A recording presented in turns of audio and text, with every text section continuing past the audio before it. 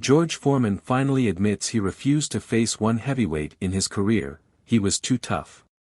George Foreman is in the history books as one of the greatest heavyweights to ever lace up the gloves. Known for his thudding power, Big George faced some of the biggest names in the sport during his incredible 28-year career, including the likes of Joe Frazier, Ken Norton and Evander Holyfield.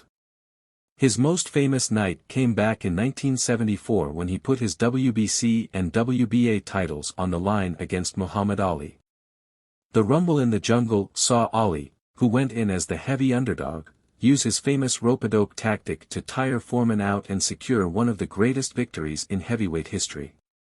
Foreman retired just 3 years later but would go on to make a sensational comeback which would see him crowned the oldest heavyweight champion of all time when he knocked out Michael Moorer in 1994 to win the WBA and IBF belts.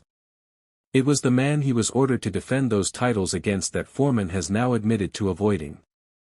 Speaking to Oxford Union, he revealed that he refused to fight WBA mandatory challenger Tony Tucker, saying he would have been too tough for him.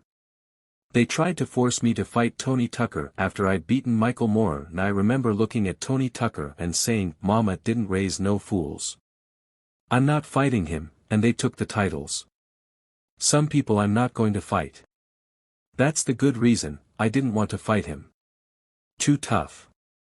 I've got to tell the truth. Foreman would fight 4 more times, losing his last bout to Shannon Briggs before hanging up the gloves for good in 1997.